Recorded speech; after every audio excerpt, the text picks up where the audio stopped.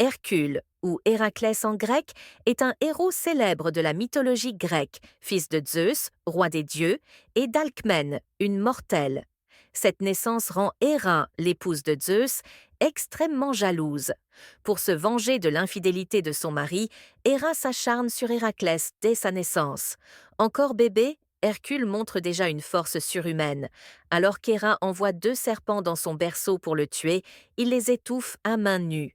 En grandissant, il devient un jeune homme courageux et puissant, instruit dans de nombreuses disciplines: le tir à l'arc, la musique, le combat, la conduite de chars.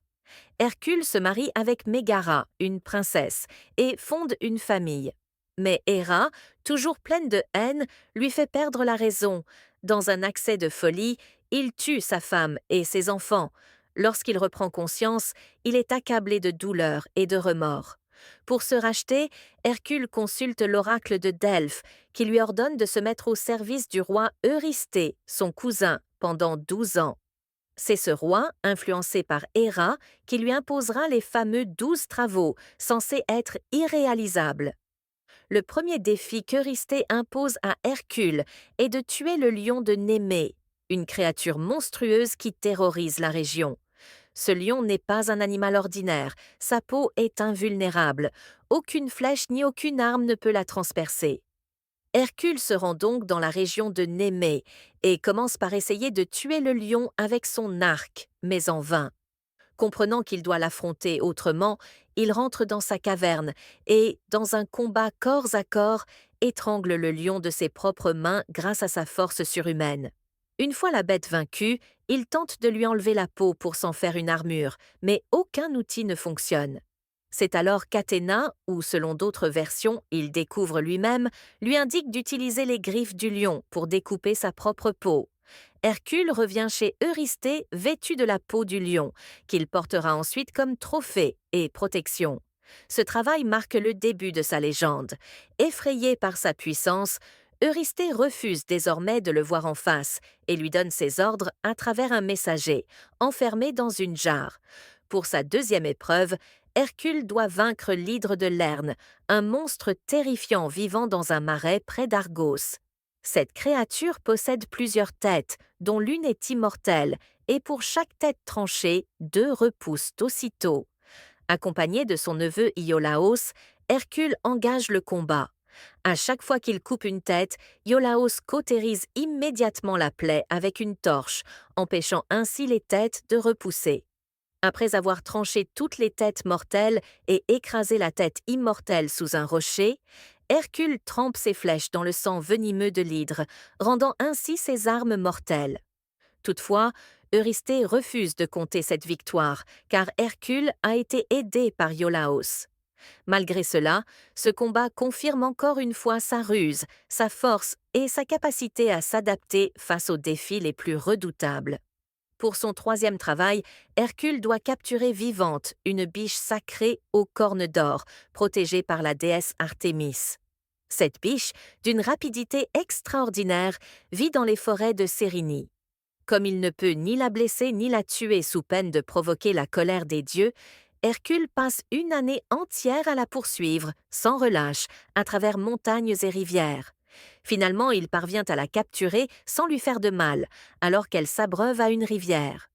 Sur le chemin du retour, il rencontre Artémis et Apollon. Hercule s'explique avec respect, affirmant qu'il accomplit une mission imposée par Eurysthée. Touché, la déesse lui permet de poursuivre sa route. Ce travail montre la patience, l'endurance et la finesse d'Hercule, capable de réussir sans recourir à la violence. Pour cette nouvelle mission, Hercule doit capturer vivant un sanglier gigantesque et redouté qui sème la terreur sur le mont Érymanthe. Ce monstre, à la force impressionnante, détruit tout sur son passage. Le défi est double, s'en approcher sans être blessé et réussir à le ramener vivant à Mycène. Hercule utilise la stratégie plutôt que la force brute. Il poursuit le sanglier jusqu'à un endroit enneigé, ce qui ralentit considérablement l'animal. Il en profite pour l'attraper à l'aide de chaînes solides. En arrivant à Mycène, le roi Eurysthée, terrifié par la bête, se cache dans une jarre.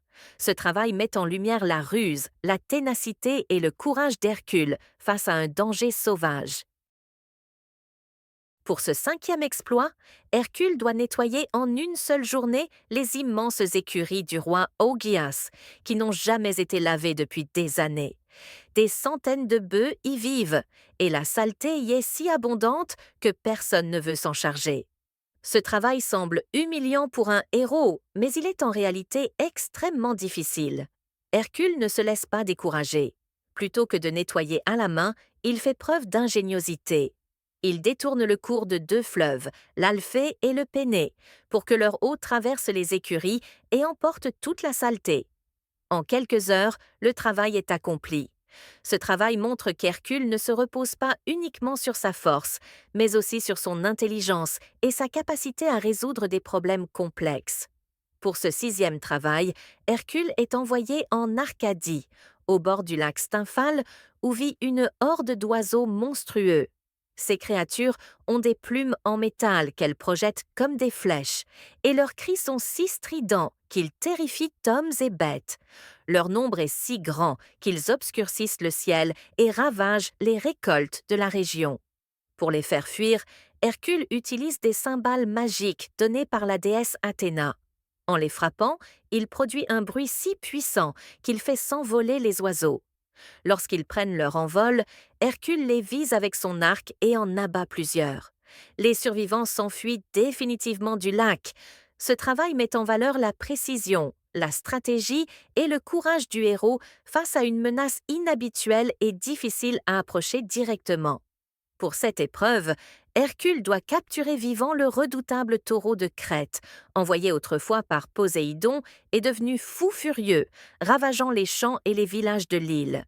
Arrivé à Knossos, Hercule obtient l'autorisation du roi Minos pour se mesurer à la bête.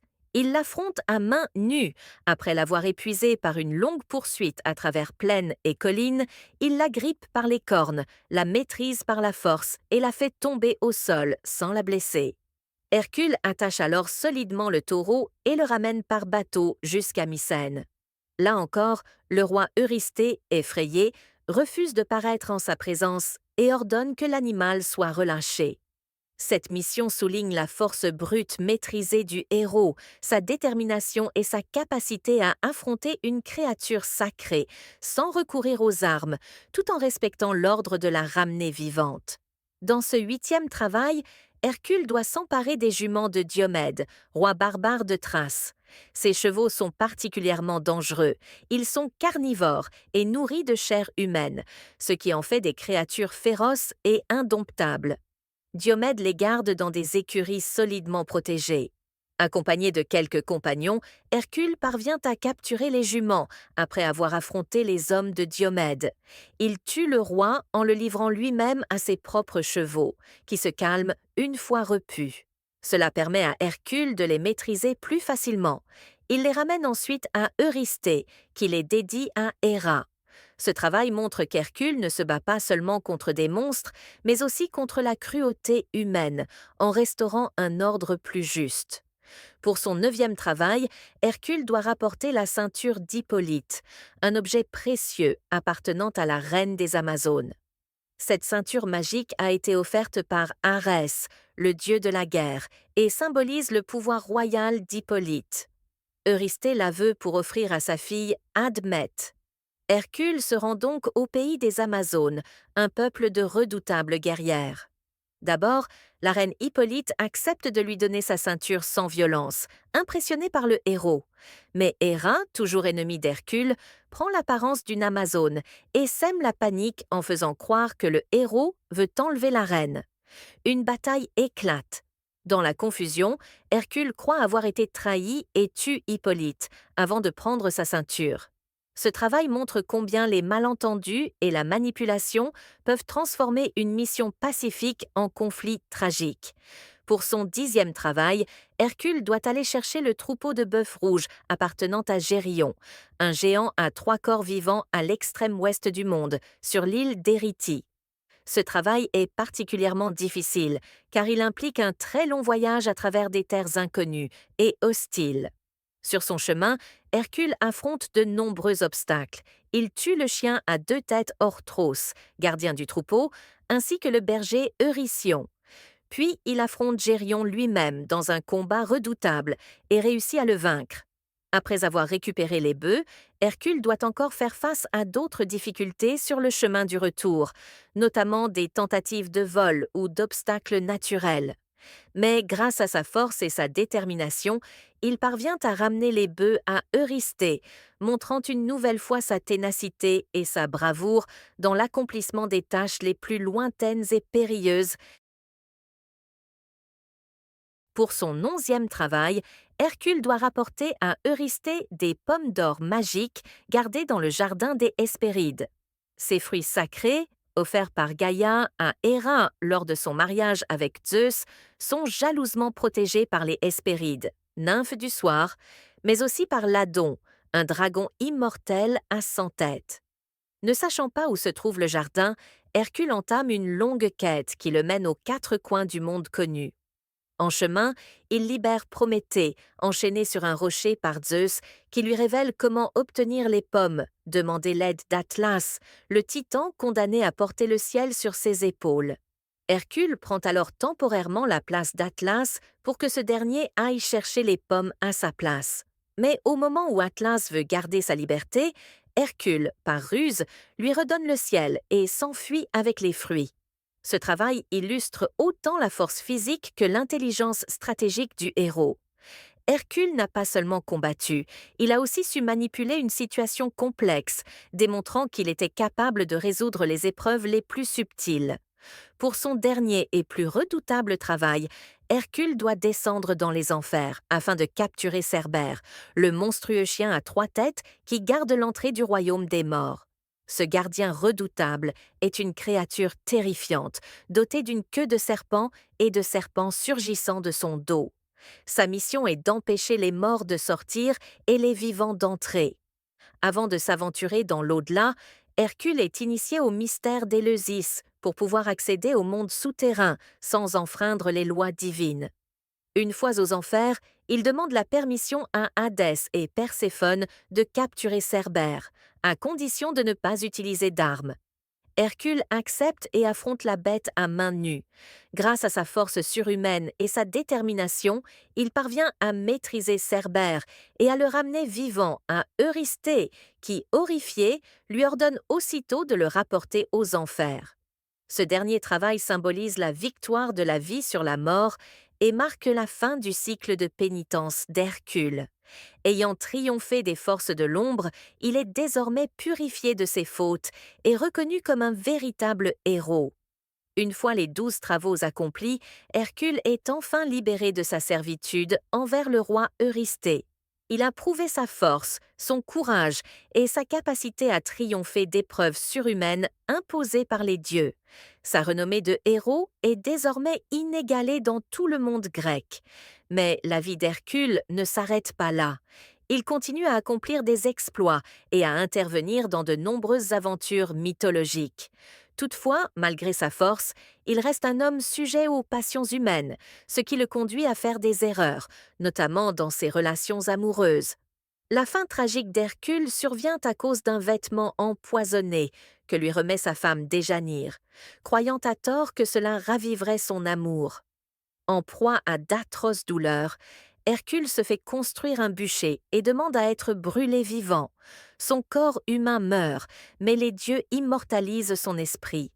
Zeus, son père, le fait monter sur l'Olympe, où il devient un dieu à part entière. Ainsi s'achève le destin d'Hercule, de héros mortel à dieu immortel, symbole éternel de la force, de la persévérance et de la rédemption.